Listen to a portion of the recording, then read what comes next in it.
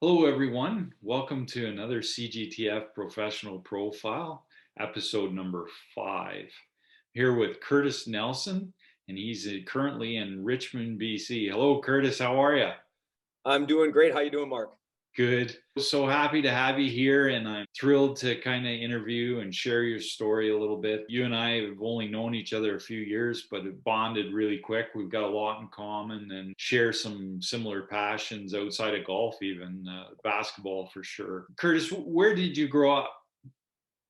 It's funny. I'm out here in BC now, but I was born in Saskatchewan, of all places. Assiniboia, Saskatchewan. Moved away from there and kind of traveled a little bit growing up between Saskatchewan, Alberta, and a little bit in BC. So sort of like Prairie and West. Spent a little time in Ontario playing college basketball and going to school there for a year, but primarily probably more the Alberta side of things. Kind of pretty much spent a lot of my time. But again, a lot of movement. Back and forth. So I guess I can make jokes about Saskatchewan, Alberta, or BC. I guess I'm okay on either of those. Well, that's awesome. What school did you play basketball in Ontario at? I actually went to the chiropractic college out there, CMCC. Got a few different degrees, and I was going to be a chiropractor. Actually, at one point in my life, I was going to be a doctor of chiropractic. So got accepted to a few schools stateside, and then Ontario. Decided to go out there and. We played in the independent division that played a lot of American schools. We had a team there. But we didn't play. I played college basketball in Alberta as well, but and then went on to coach. Interesting, we played there, and I tell you, it's a different story when you're playing independent. Basically, think NAIA, and you're playing independent, but you're playing these U.S. schools, and you're also in this deep study of doctor of chiropractic. It was a very intense program, and our basketball team was very good. Enjoyed that a lot. Managed to win quite a few games and managed to get our butts handed to us down in the States a few times too. So that was also fun. Yeah, it always shows you what competition level you play in when you get smoked once in a while. I remember that as a kid for sure. One of the things I find interesting is trending, I guess, in the CGTF is coaches coming from other sports. You've been doing golf a long time or playing golf, but you've coached more in other sports. Tell us a little bit about your coaching. It's very interesting. I started golf when I was young, played junior golf, probably about 12 years old ish kind of thing. Got maybe a little earlier than that, got introduced a bit, but sort of more seriously took it on at around 12. But it was more of a passion. I loved it, but it offset my basketball, which was sort of my primary sport. I initially started playing baseball when I was young, and it was pretty good. Ended up getting an invite or a kind of an opportunity at a single A camp for way back in the day when the Montreal Expos were still around. When I got there, I was pretty young, realized that probably wasn't going to be my future. I looked around at these guys and I thought they all looked like they were 35. They were probably only a year or two older than me, but they looked like grown men, which I didn't. Even though I loved baseball and I enjoyed it, my real passion was probably basketball. So I sort of stopped playing baseball, eased out of that, went more hardcore into my basketball, which I was loving. There was two sports that kind of offset, and I played golf, and I was like, well, this kind of fits very nicely through the whole year. I can have sports that I can play that are different sports and different passions. I pursued basketball, was able to go on and play at the collegiate level on scholarship, which was awesome. Great experience there. And then I went on to coach college basketball, and I coached college basketball for nearly a decade. Love coaching, and I love teaching. And I knew right away, like, the passion of golf. A lot of the stuff that I did in coaching basketball at the collegiate level, obviously I coached at other levels as well in basketball, but coaching at that collegiate level for as long as I did, I knew a lot of that stuff would probably translate quite nicely into golf, and sure enough, it has. So yeah, I've loved the golf coaching, and I think that college experience has certainly helped me a little bit. Last coaching question about other sports before we get into the golf is Yeah. who you had a really famous young lady as one of your teammates that you coached, your daughter. Yeah, she, you know how your parents always want the kids to do better than you did? Yeah, she nailed that one. So my daughter does play college basketball as well on scholarship. She plays professional basketball now. She also coaches at the collegiate level as well, and trains a lot of kids. And then she has 3 different degrees. I have 2. So she's done better in every aspect of this. But that's exactly what you want as a parent. Very proud of her. She holds about 40 Canadian records, I think, at the collegiate level, things that she did in her career. But more importantly than that, I was so impressed with the fact that she got 3 different degrees in 5 years. She overloaded her school programs and ended up with no student loan debt, which then allowed her to go on and play professional basketball, because we all know women's sports don't really necessarily get paid at the same level as a men's sport does at the professional level. So the fact that she didn't have to like carry student loans and kind of do that, she opened up the world for her to go play basketball. You know, athletics has treated our family very, very well, earned educations, opened up doors for us. So yeah, I'm very proud of her. I'm very proud of her accomplishments, but I'm really proud of the person that she's become and the fact that she used sports and athletics as a proper vehicle to get somewhere else in life. And I think that that is really, truly what we should be doing, even in the golf world. Not all of us are going to go on and become a professional. But we all can have fun. We can all open doors. We can all have these sports and these athletic pursuits. Well, Curtis, I can't express enough admiration for that story. People working with their kids don't always, it doesn't always work out that way. And for you to do it and have your daughter be successful, all that tells me is that your career in teaching golf is going to be fun to watch as well. I think there's nothing going to be but positive. I already know some of your mantras and philosophies from when you took the master's course last year. Yeah. It was really neat to see your presentations. Tell us now, where are you teaching? Thank you very much for the kind words, Mark. You know, it's funny because I try to think of golf as sort of a microcosm of life. It sort of shows you, you know, all the things that we face in life, we face in golf. You know, you can hit a great shot and have a bad bounce, right? Like you did everything right and it doesn't turn out right. The result isn't what you wanted. It's like, wow, bad bounce behind a tree. What happened? You got to deal with it, right? So accountability, responsibility, communication, all of those things. I mean, we need those in life. We see that every time in golf, how we deal with those things. Preparation, practice, like getting things to be able to maybe put yourself in a position to have a better result more often than not. But then how you react to things. These things are all very important. Being where I'm coaching and teaching out of right now are 2 different places that really support that paradigm, which I love. So I'm at Green Acres Golf Course here in Richmond, the head teaching pro here. And our GM is a former elite player. She was on the Symetra Tour. She had Q School. She had open opportunities on the LPGA Tour. So she understands. She's coached and taught as well. Now she just likes to GM. She doesn't like all that competition. She likes to golf just for fun. But it's great because she supports that idea because she's been through it, right? She's not just other types of general managers which understand the paper side of the golf business, but didn't actually do the golf side as intensely as she did. So it's kind of nice to have that support as a GM here. And then the second course that I'm the head teaching pro out of is in Ladner. It's called the Links at Hampton Cove, also known as Cove Links. And again, the GM there is very, very supportive. Not as much of a golfer in that sense, but very supportive of doing like the junior program and making sure that we're serving all of our public and all of our members. That's a very high membership course, serving our members in the best way possible. So I'm very lucky to have 2 GMs in place that really support at the 2 locations that I teach out of, that really, really support that idea of kind of a holistic approach to golf, not just golf and the swing and the technical stuff, which obviously is important, but really, are you having fun? Are you getting better every day? Are you enjoying it? There's a fellowship to it. There's a whole aspect of the game of golf that they support wholly, and that really fits with my teaching paradigm. So I'm very blessed to be in the 2 locations that I'm at, fit my philosophy very well, and I'm very supported here. Your indoor facility, tell us about it, your technology, and yeah, it looks fantastic, eh? Thank you. Before COVID, we didn't really have a spot. I mean, this is our banquet facility here at this end of the building here at Green Acres. You know, in the winter, it would be full of parties, and the banquet facility was pretty booked up. COVID hits, and lo and behold, we can't have these large gatherings. So my GMs kind of said, why don't you start to do some indoor stuff? Why don't you use the banquet facility to do some indoor lessons? And I thought, it'd be awesome. So I appreciated that she recognized that would be a really good opportunity for us to kind of grow the game. So I spent a lot of time and energy figuring out, this is probably iteration 930 of where I started to where I finished.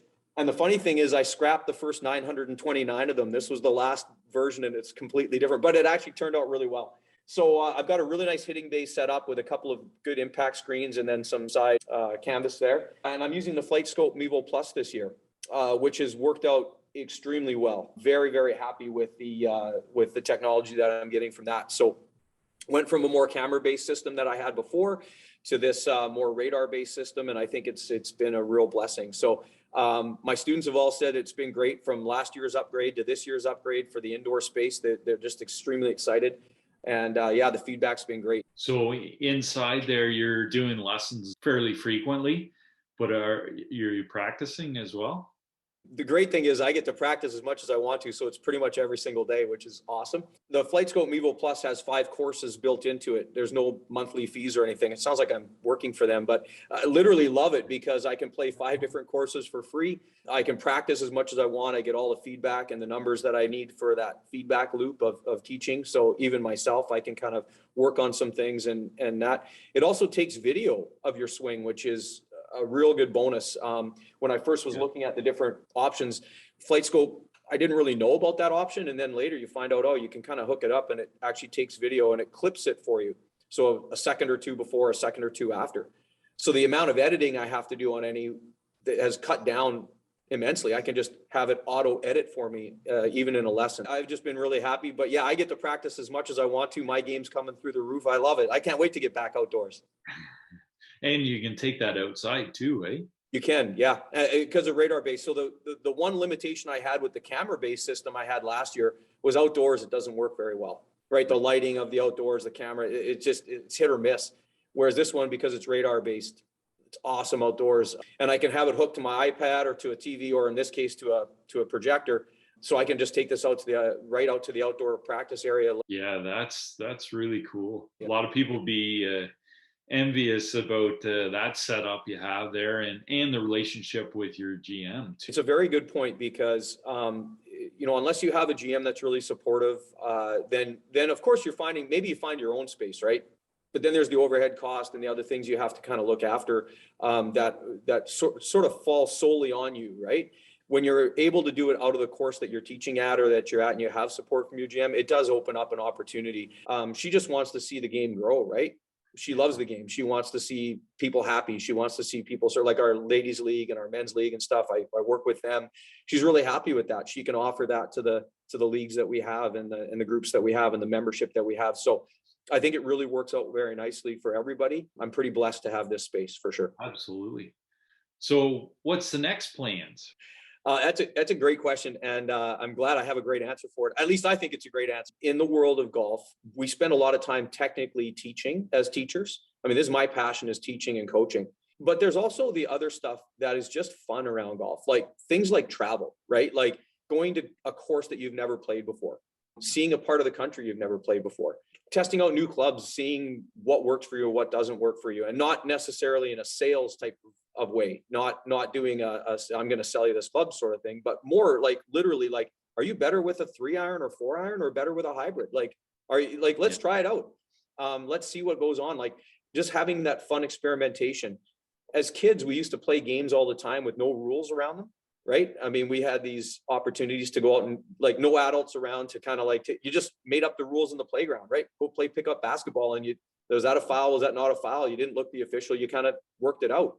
We don't really do that in golf, right? I mean, we should have a little bit more fun and grow our game, I think, in a way that might be kind of different. One of the plans I have, and what's actually happening right now behind the scenes, is I'm developing a YouTube channel, which will be basically life and golf, right? It's going to be sort of the golf and life and kind of how things go together. So anything from fashion and travel and food and, maybe not really necessarily swing stuff as much. I mean, maybe a little bit of that, but maybe some fun challenges like let's go and do a used club challenge where we're going to take some old technology and I'm going to play with another one of my fellow pros or whatever. And we're going to go out there and we're going to use clubs that are 15 years old and let's see what's the difference in the game when we use an iron set or a driver that's 15 years old.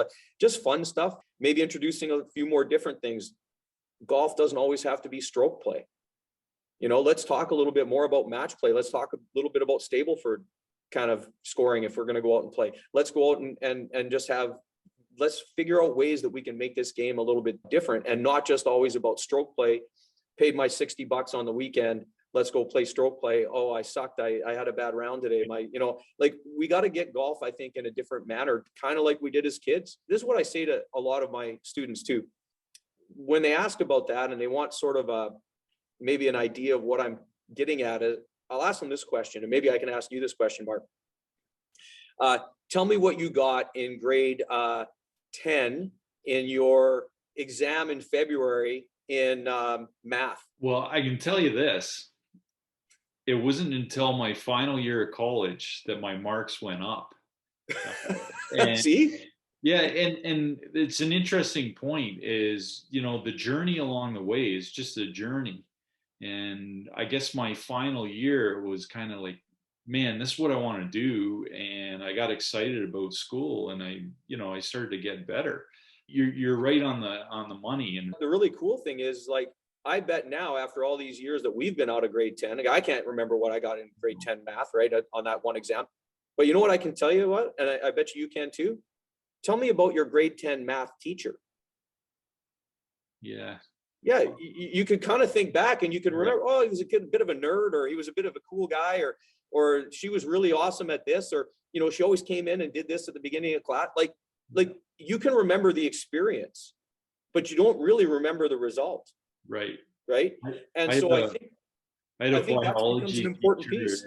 In high school that he was telling us about his childhood. He grew up in Pakistan and how he learned, and I'll never forget some of the stories he told me. He told me about things that are so different than what happens in Canada. He was a doctor. He was a smart fella, and really amazing. Yeah.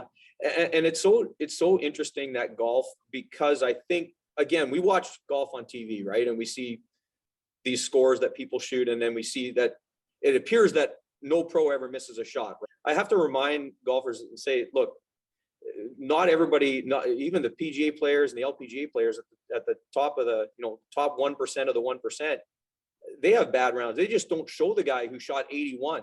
He just doesn't get any TV time, right? Now, he could also go out, or she could also go out the next day and shoot a 65 and they get some TV time.